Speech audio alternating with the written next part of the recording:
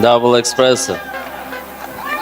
Yeah, of course. I'm a fighter. First of all, I want to fight as much as possible, but you know, like I couldn't fight for the title. I was waiting for my shot, and instead of sitting at the home, I was wrestling, you know, and doing streaming and training. So it gives me a lot of like fan base. Thank you guys. And finally, I'm fighting, and I'm so excited for my next fight, and can't wait. Cara, eu não sou um cara de falar muito. Vai lá, rapaziada, tô muito feliz de estar aqui com vocês.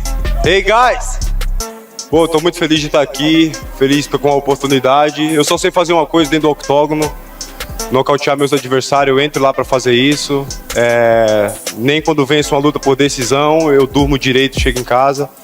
Eu sou um cara que eu amo fazer o que eu faço e vou estar sempre buscando um nocaute. Já que ele vem para me finalizar, me agarrar, eu tô indo para nocautear e que vença o melhor. I mean, he can think whatever he wants. He's gonna do his job, I'm gonna do my job. But I can knock out and I can wrestle and I can choke. But he has only one weapon, knocked out. So I have more weapons. I can wrestle and I can choke him and I can knock him out. So. The tension between Arman Tsarukyan and Mauricio Ruffy has officially reached another level, and their UFC 331 face-off made it clear that this is no longer just another fight on the schedule. How was the cheesesteak?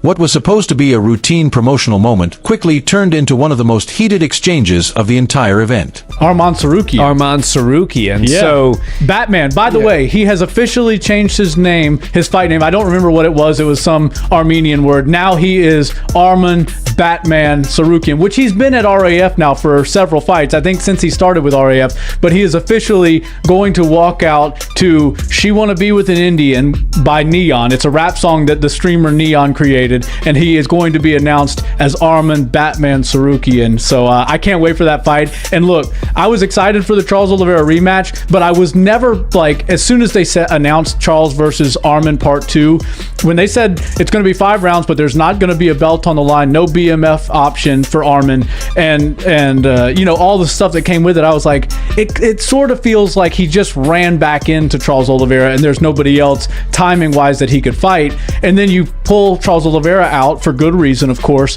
Tsarukyan and Ruffy are scheduled to meet on September 19th at UFC 331 in Los Angeles, with the matchup carrying major implications for the lightweight division.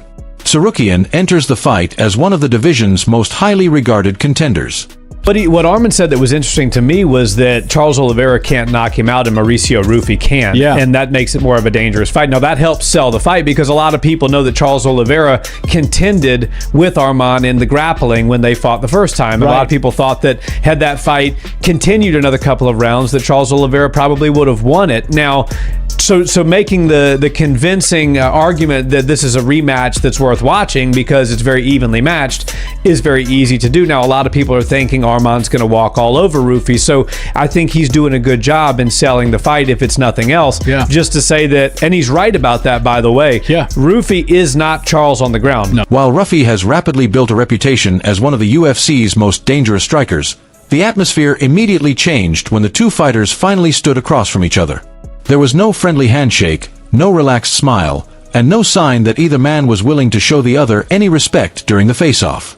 Arman versus Ruffy kind of came out of left field. Arman's been having this crazy out of the UFC run, wrestling, doing jiu-jitsu, vlogging, he's everywhere. Against Ruffy, who's coming off a beautiful KO over Michael Chandler at the White House. Dude, this is an interesting fight. Ruffy throws power shots, big shots, boom, boom. He did get out grappled against Benoit, and that is Arman. Arman's gonna maybe come out there, try to take him down, but he's gonna be running into some serious danger because Ruffy doesn't come out there and throw a bunch of combinations, let you get under his legs. He bounces around and throws big, hard shots that he knows he's going to land, or at least he thinks he's going to land. He's not going to go out there and waste punches.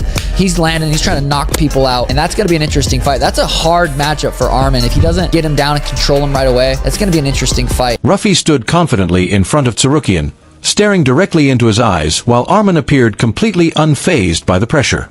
The two fighters exchanged words, and the situation became tense enough that UFC President Dana White stepped in to prevent the face-off from escalating into something physical.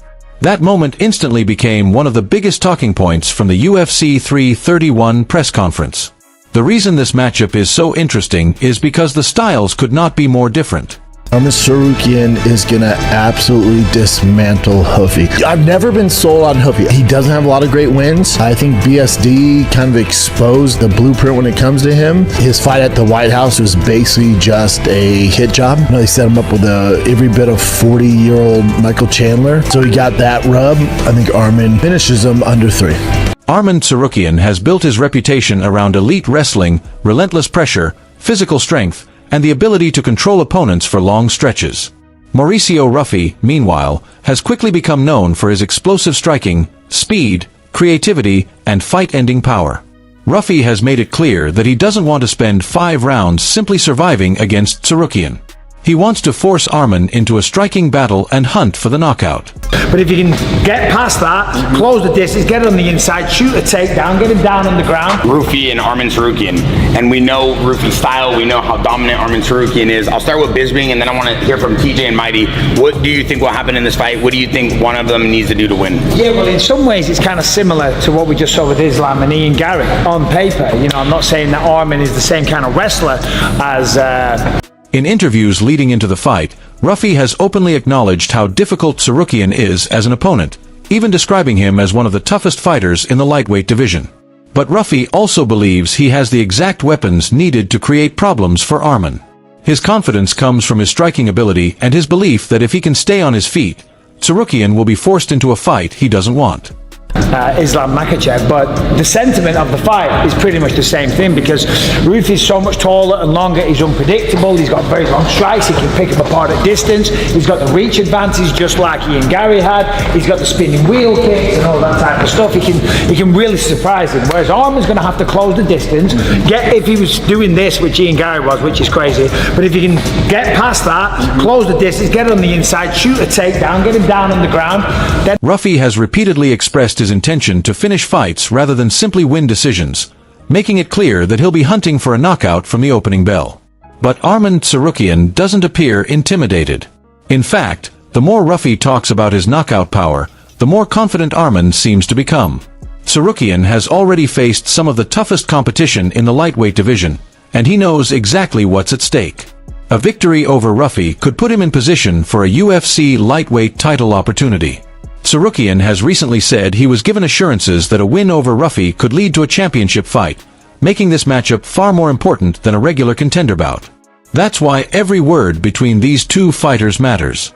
Ruffy is trying to convince everyone that Arman is vulnerable if he can't get the fight to the ground. But it's a very big test. If the fight stays on the feet, Arman gets knocked the fuck out. But it won't stay on the feet. Look at what Benoit Saint-Denis did to Mauricio Ruffy. Ragdolled him. Face cranked him in the second round. Forgot about that. Don't tell me that Arman Tsarukyan is not a better wrestler than Benoit Saint-Denis, because he is. And that's just a fact. Arman, on the other hand, appears to believe Ruffy's confidence will disappear the moment the fight gets physical. And that creates the central question heading into UFC 331. What happens when Ruffy's explosive striking meets Tsarukyan's relentless wrestling pressure? Imagine the opening seconds of the fight. Ruffy comes forward looking to establish his range, throwing fast combinations and powerful kicks. Arman stays composed, studies his movements, and waits for the perfect moment to close the distance. The instant Tsarukyan gets his hands on Ruffy, the entire dynamic could change. If the fight stays on the feet, Arman gets knocked the fuck out. Mauricio Ruffy, Arman Tsarukyan. TJ, kick that off. What do you think about that fight? Sick fight. I'm pumped for it. I think it's also a tough fight for Arman, though. I'm a big fan of Ruffy. The way that he fights on his feet, he's very creative. He's a sniper. He's going to be a problem, but because of Arman's well-roundedness, we know where he's going to want to try to take the fight. He's very strong. His conditioning is insane. I'm probably leaning towards Arman to get the fight. Yeah, he's a Jackson athlete, but even outside of that, I think his well-roundedness will get him done. But Ruffy will have to defend takedowns, fight against the cage, and constantly worry about Arman's ability to chain one takedown attempt into another. But every time Arman shoots, he'll also be entering the danger zone against one of the most explosive strikers in the division. And that's exactly what makes this face-off so intense. Both men genuinely believe they have the advantage. Ruffy believes Arman will struggle to deal with his speed and power. Arman believes Ruffy has never faced pressure at this level and that his wrestling will eventually break him down. Neither fighter appears willing to back away from that belief. The face-off became even more dramatic when the fighters moved closer and the tension started to rise. Dana White recognized that things could go too far and stepped in before the situation became physical. That intervention only added more fuel to the story, as fans immediately started wondering what might happen when there's no security between them and the cage door closes.